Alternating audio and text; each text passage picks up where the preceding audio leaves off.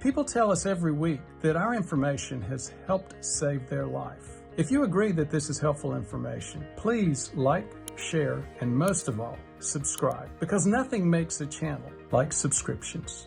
So today, as our short topic, we're going to talk about ApoB, LDL, Lp(a), and insulin.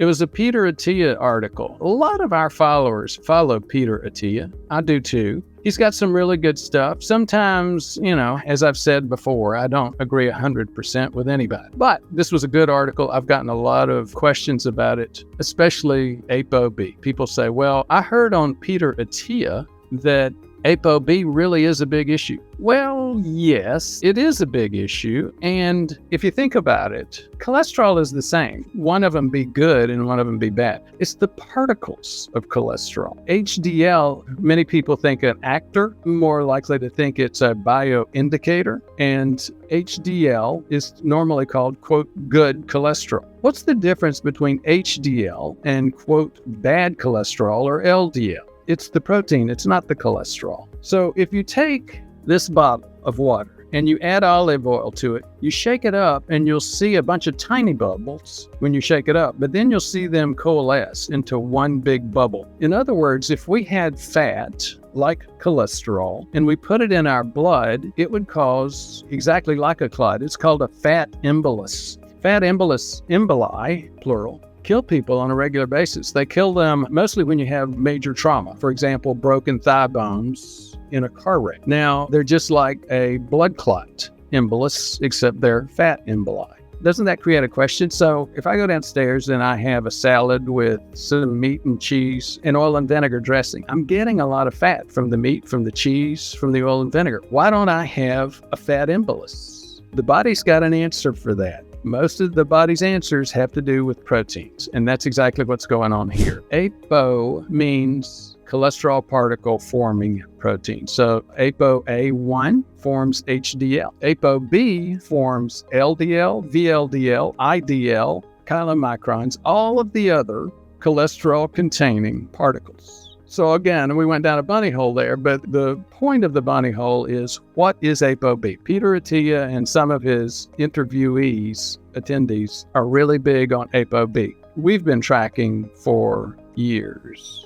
Is there a link to hyperinsulinemia? Of course there is. Is there a link to prediabetes? Yes. So I'm going to go down another small bunny hole. But here's what happens. As I've said, the cholesterol panel, and especially the cholesterol fractionation or particle count, are major reflection bioindicators of what's going on with our carb metabolism. When you get hyperinsulinemia, endothelial dysfunction, what's going on is the particles in LDL and HDL, the larger, fluffier, quote, good particles out of both of those populations. You'll hear people like Nir Ali saying, everybody's right in their own way, but everybody's also wrong in their own way. So here's the thing. LDL is good, the larger, fluffier particles. It's the small, dense LDL that's bad. With HDL, yes, HDL is good, but again, it's the larger, fluffier particles that are good. The small, dense HDL particles are just not that, quote, effective.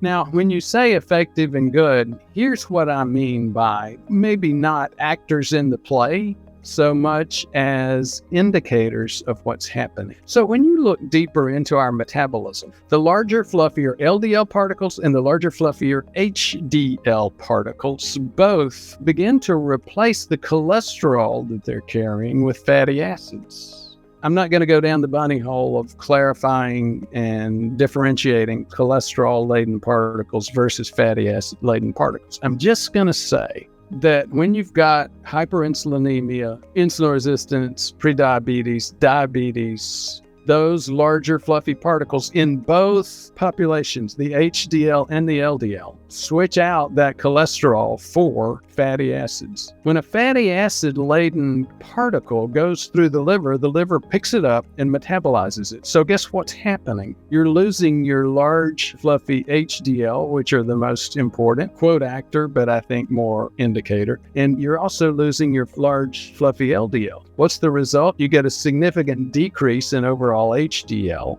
or quote, good cholesterol. and you get a bunch of small, dense LDL particles. Because your LDL is made up of small, dense, your particle count goes way up. Hope that wasn't too confusing, but that can hopefully start giving you the background around some of this question about ApoB. So if you've got more particles, you've got to have more ApoB protein to form those particles. That's why we look at ApoB. Again, increases in ApoB clearly are a bioindicator of poor carb metabolism, just like hyperinsulinemia and endothelial dysfunction. So they make recommendations of OGTT in all patients. Yes, they are aware of that. High-fat diets and improved metabolic metrics with ApoB over LDL